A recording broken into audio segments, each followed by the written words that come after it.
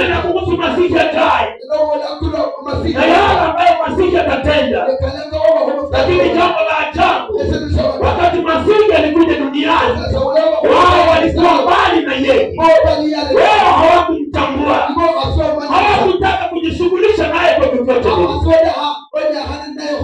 Kitu walichokuwa wanafanya. Hallelujah. Hallelujah. Wao walikuwa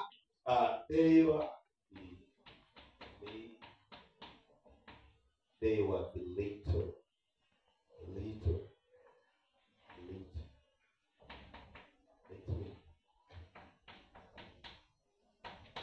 Bwana Yesu apewe sifa. Yesu afumiwe. Kitu walichokuwa wanafanya, walikuwa wanamtunisha Yesu, kumuonesha bila alivyo mdogo sana, hawezi fanya chochote. Yeye ni mpasie na watu wanaomuunga mkono. Yeye ni mwenye dhambi, hawezi fanya chochote chema. Hakuna mahali ataenda. Hilo ndilo jambo Mafarisayo walitaka watu wajue juu ya Yesu. Walikuwa wakimtunisha. Bwana Yesu apewe sifa. Walikuwa wanamtunisha Yesu, wakionyesha bila alivyo mtu hovyo, wakionyesha bila ambavyo hawezi fanya chochote. Hakuna mahali ataenda. Hiyo ni kazi ya Shetani. Siku zote Shetani ndiye anafanya mambo ya aina hii, kutumisha watu wa Mungu, kusema bila ni bure, kusema bila hawawezi, kusema bila hawatafaulu, kusema bila hakuna wanachojua. Haya ni maneno yanayotoka kwa Shetani, na ndiyo maneno aliyotumia Goliathi akitumisha dhambi. Siku moja tulisema hapa kwamba hakuna kosa kubwa kutumisha mpinzani wako. Usijaribu kufanya jambo kama hilo. Kosa lilofanya Goliathi ni kumdharau sauti mdogo. Kama angeenda vitani, akijua anaenda kupigana na mtu, Daudi asingemwangusha kirahisi. Pengine Daudi asihakupokea Mungu wangu kama alivyomtendea. Jamii muhona. Lakini aliwaambia Waisraeli, nadhani mimi ni mkwa, hata kuniletea huyu mtoto mdogo ili niweze kupigana naye. Haleluya. Naenda kumuua na kumnyanyua kwa ncha mkuki wangu juu angani na kumrudisha kwa ndege wa angani. Haijalishi alidumisha Daudi kiasi. Haijalishi hakuona ukunda ya Daudi. Nikawaambia kwamba ukubwa wa kitu si unaoamua ushindi. Ukubwa wa kitu sio unaoamua ushindi. Ukubwa wa hauamui ushindi wa mpa kwenye dhiki. Wakati mwingine mtu anaweza kuwa mdogo sana, lakini kinachozalisha ni aina ya kupigana kuliko ndani ya yule kwa mdogo. Kama kupigana kuliko ndani ya kwa mdogo ni kupigana kwa kipekee kwenye nguvu kujampatia mpa mdogo ushindi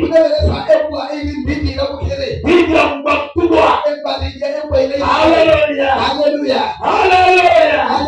Daudi mdogo alishinda Goliathi kwa sababu nguvu iliyokuwa ndani yake. Goliathi asingeweza kusimama mbele yake. Goliathi alikuwa kwa kiasi. You see? Naona they watched him. Walimwabudu. They watched him walimwangalia constantly makini sana to find where they could find a fault in him. Mahali kutafuta mahali wangepata makosa ndani yake. Bwana Yesu apewe sifa. Kwenda kwa Yesu asiwacha huyu Yesu ili apate kuwaponya magonjwa yao. Kwenda kwa Yesu ili apate kuokolewa. Kwenda kwa Yesu ili apate msaada kutoka kwa Masihi kutoka Galilaya ambaye amekuja kwa jina la Bwana. Hilo halipo alichowaleta pale ili waweze kutafuta makosa ndani ya huyu nabii kutoka Galilaya. Kuna uwezekano unaohubiri mahali hapa, unaweza kuwa umekuja kanisani kama mfungwa wa shetani. Najua kila mahali ambapo watoto wa Mungu wanakusanyika, mfungwa wa shetani hawezi kosa. Ndugu Bwana wanasema kwamba siku zote ukija kanisani kwa ajili ya kutafuta makosa, lazima shetani atakuonesha makosa.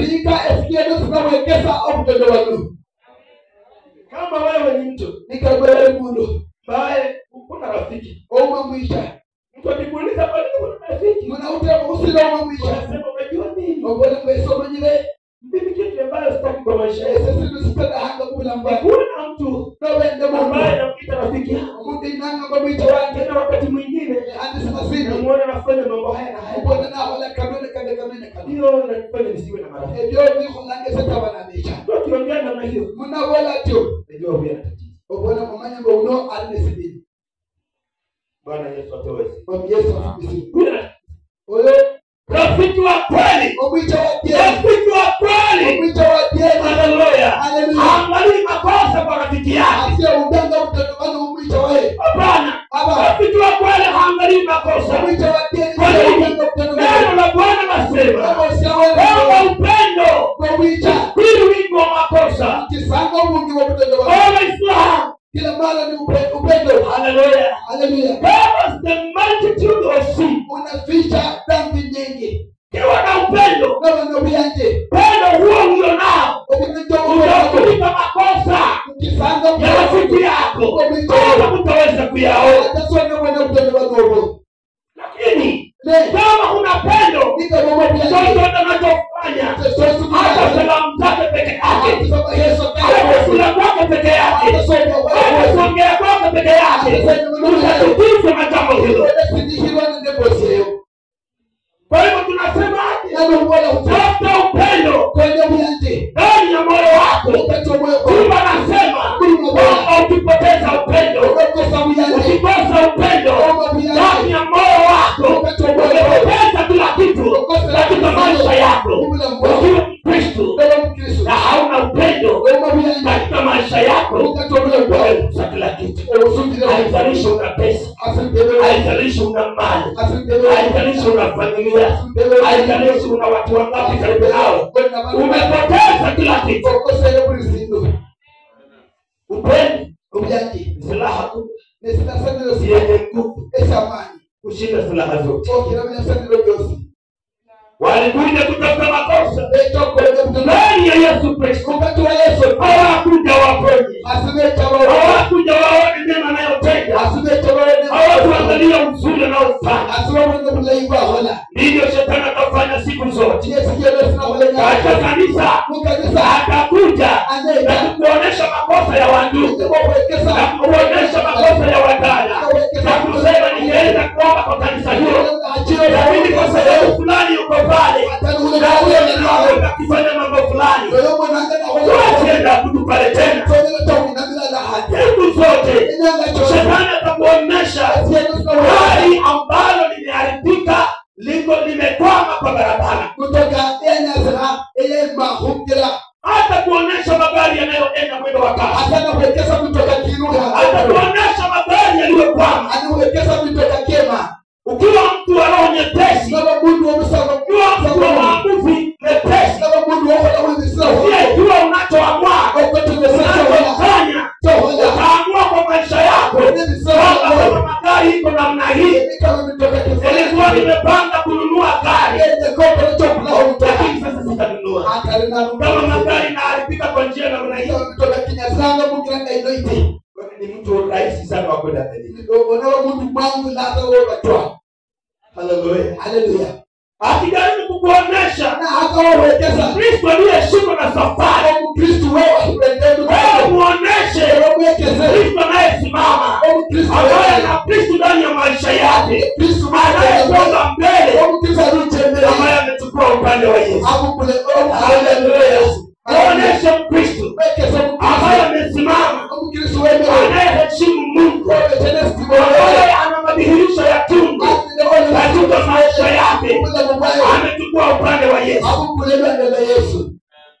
ndio njia ya kumzima shetani. Hiyo ingira yo kwenye sikeno.